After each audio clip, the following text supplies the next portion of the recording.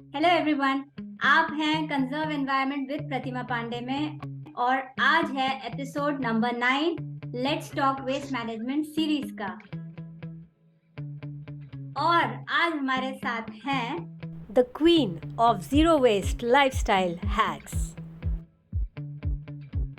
प्रियंका, चोपड़ा नहीं, Priyanka Arora of pollution का solution. आप बताइए थोड़ा दातुन के बारे में। इसका इकोनॉमिकल फुटप्रिंट जीरो है, एनवायरमेंट फुटप्रिंट जीरो है।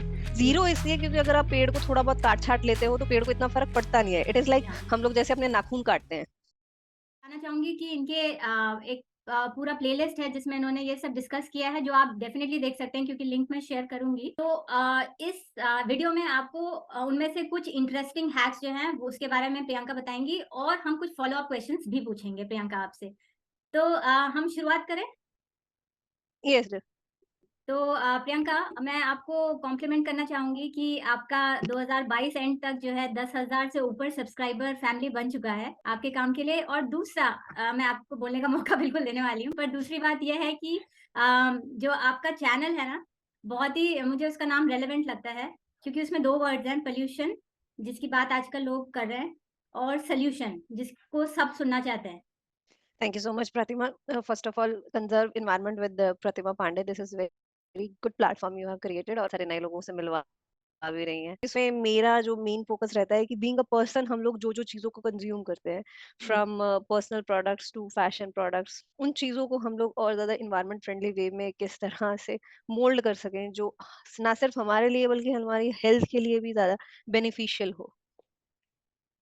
डेफिनेटली।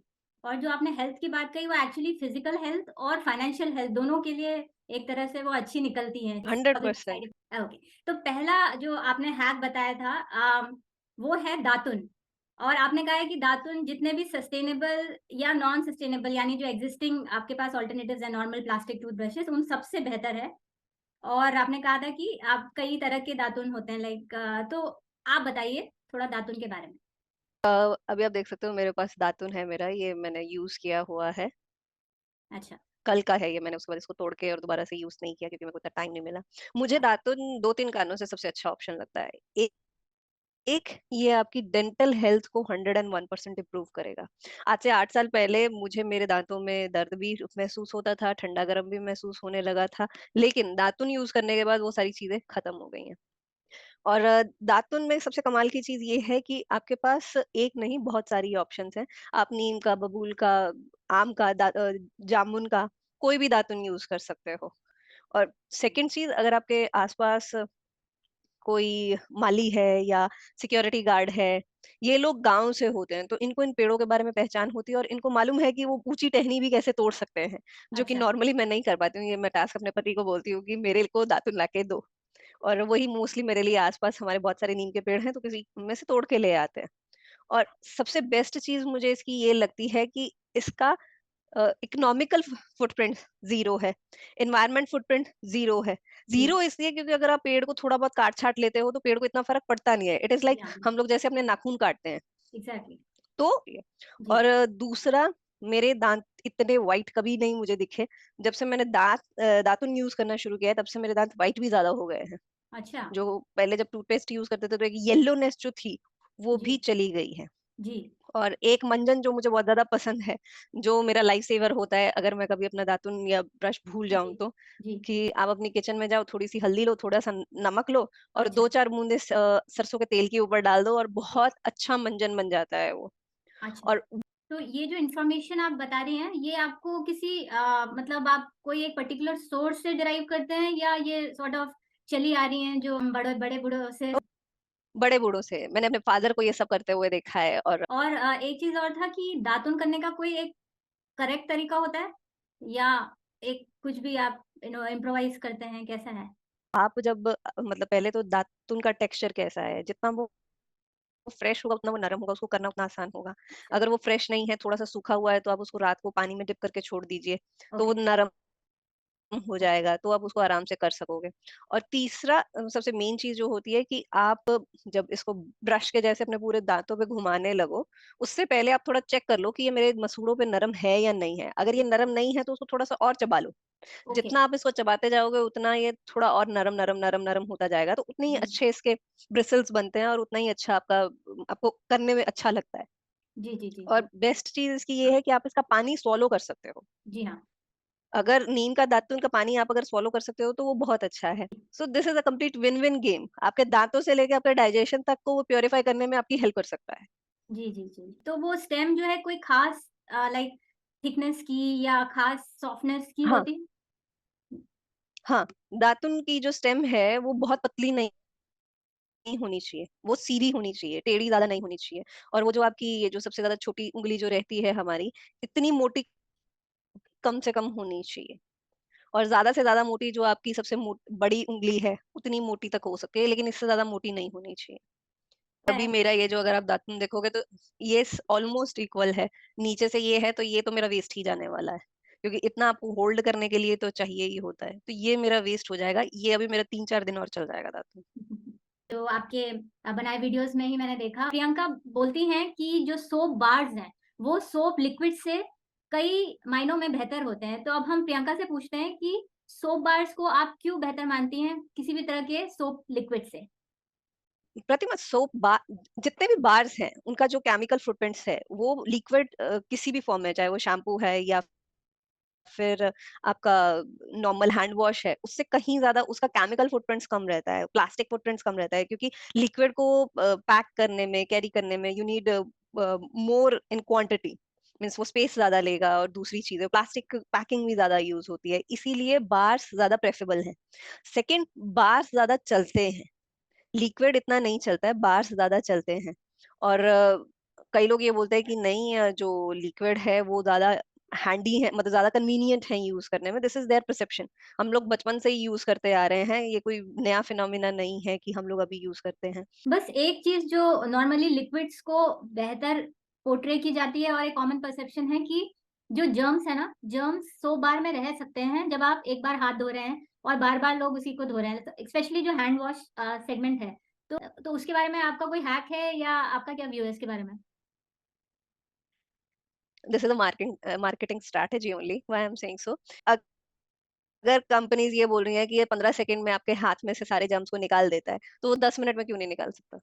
अपने अपने आप से ही क्यों तो नहीं दस निकाल मिनट में सकता? क्यों नहीं निकाल सकता? जी, जी, जी। एक बंदा जब हाथ धो के हटा है तो दूसरा बंदा 10 मिनट में तो आएगा ना। जी। अगर कम से कम ले तो 1 मिनट में तो आएगा। यहाँ पे तो वो बार्स ये क्लेम करते हैं कि हाँ हमारे तो 15 सेकंड में चले जाता है। अगर हम उन्हीं की लाइन को थोड़ा डीपली सोचे तो वो खुद ही इस चीज को आंसर कर रहे हैं, हमें उस चीज को क्या एलैबोरेट करूं मैं अब? This is just a marketing strategy, nothing else. हुँ। They are very smart in this. ठीक है, चलिए। आपने ये बताया था कि जो शेविंग रेज़र्स होते हैं आजकल, जो डिस्पोज़ेबल शेविंग रेज़र्स हैं, उनका एक अच्छा सब्स्टिट्यूट है, जो वो मेटल वाले रेज़र्स होते थे ना, जो पहले आते थे रीयूजेबल, खाली हम्म। ब्लेड्स चेंज करके। तो मुझे तो लगा था वो मार्केट में ही नहीं आते, पर मैंने देखा अमेज़न में, और मैं उसका लिंक भी शेयर करूँगी, कि वो अराउंड 300-350 की रेंज में अभी भी आते हैं। तो आप उसके बारे में कुछ कहना चाहेंगे? फ्रैंकली मैं रेजर्स यूज नहीं करती हूँ, क्योंकि मुझे रेजर सूट ही नहीं करते हैं, इस करके वैक्सिंग करवाना प्रेफर करती हूँ। और वैक्सिंग में भी मैं जो कॉटन स्ट्रिप्स होती हैं जो हम घर पे ही अपनी पुरानी जीन्स से बनाते हैं, मैं वही स्ट्रिप्स यूज करवाती हूँ। सो जी। व्हेन आई केम, मतलब जब मैं पार्लर से सर्विस लेके बाहर आती हूँ तो उनके डस्टबिन में कोई कचरा नहीं जाता है। हुँ, कई हुँ। होते हैं कि हाँ भी हम लोग डिस्पोजेबल वाइप्स यूज करेंगे वाइप आउट करने के लिए, क्लीन करने के लिए, तो मैं उनको बोलती हूँ आप मेरा ही हैंकी ले लो। मैं अपने 2-4 हैंकी भी डाल लेती हूँ ताकि वो उन्हीं को यूज करे rather than use and throw products के। तो शेविंग रेजर जो मेटल वाले हैं वो मैंने अपने पेरेंट्स को यूज करते हुए देखा है। नॉर्मल यूज एंड थ्रो वाले होते हैं वो थोड़े ज्यादा इजी टू यूज होते हैं। और इनफैक्ट उसमें भी अगर किसी को करना ही है जो उस तरह के रेज़र्स, तो उसमें कई सारे ऐसे वेरिएंट्स आते हैं जिनमें केवल हम्म ब्लेड्स चेंज करनी होती है। जो नीचे का हालाँकि प्लास्टिक बेस हम्म रहता है, वो थोड़े समय के लिए आप तो बेसिकली यूज़ एंड थ्रो के बदले आप उसको ही लंबे समय तक यूज़ कर सकते हैं। और फिर आपने वैक्सिंग के बारे में बता ही दिया कि जो जीन्स का क्लॉथ स्ट्रिप्स हैं, आप खुद ले जाते हैं पार्लर में, राइट? Yes yes. एंड और they are okay with it, right? Parlour में आपका क्या मतलब क्या हाँ, रिएक्शन मिलता है? फर्स्ट उनका पहला रिएक्शन ये होता है कि अरे ये तो हम लोग बहुत पहले यूज करते होते थे। अच्छा। तो ऑल्दो उनको थोड़ा टाइम ज्यादा लगता है क्योंकि नॉर्मल जी। जो प्लास्टिक स्ट्रिप्स होती हैं उनके ऊपर उनका हाथ बैठा होता है। और मुझे आज तक कोई भी ऐसा मतलब सर्विस देने वाली नहीं मिली जो बोले कि नहीं मैं ये नहीं यूज करूंगी क्योंकि मेरा टाइम बहुत ज्यादा जा रहा है। They oh! Are very comfortable when they जब उनको कारण पता चलता है कि मैं ऐसा क्यों कर रही हूँ तो वो और भी ज्यादा खुशी से मुझे सर्विस देते हैं। तो अगर आपको प्रियंका की बातें अच्छी लग रही हों तो ज़रूर उनका चैनल पॉल्यूशन का सल्यूशन एक्सप्लोर कीजिए। उनकी ज़ीरो वेस्ट स्वॉप्स की प्लेलिस्ट मैंने शेयर की है वीडियो डिस्क्रिप्शन में। अगर उनसे बात करने की ये कोशिश मेरी आपको पसंद आई हो तो वीडियो लाइक ज़रूर कीजिए और चैनल को सब्सक्राइब भी। क्या आपका झुकाव भी है नेचुरल और रीयूजेबल प्रोडक्ट्स की तरफ? प्लीज़ कमेंट्स में बताइए।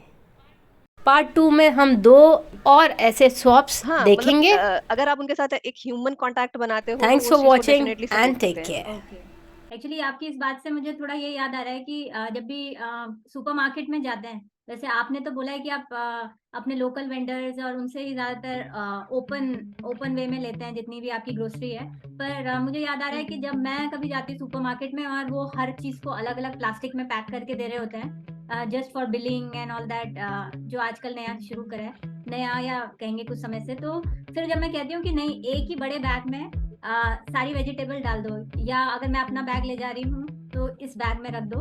तो अगर वही जैसे आपने कहा ह्यूमन वे में अगर आप ह्यूमन लेवल पे डिस्कस करो तो वो दे एंटरटेन, थोड़ी दिक्कत महसूस करते हैं बट दे एंटरटेन। मेरा भी थोड़ा सा ये एक्सपीरियंस है जी। क्योंकि हर किसी के दिमाग में ये चीज है कि this is bad for the environment. तो अगर हाँ एग्जैक्टली, कस्टमर मुझे थोड़ा सा पुश कर रहा है तो ठीक है, मैं खुश हूँ। एग्जैक्टली, मे बी यही बात है।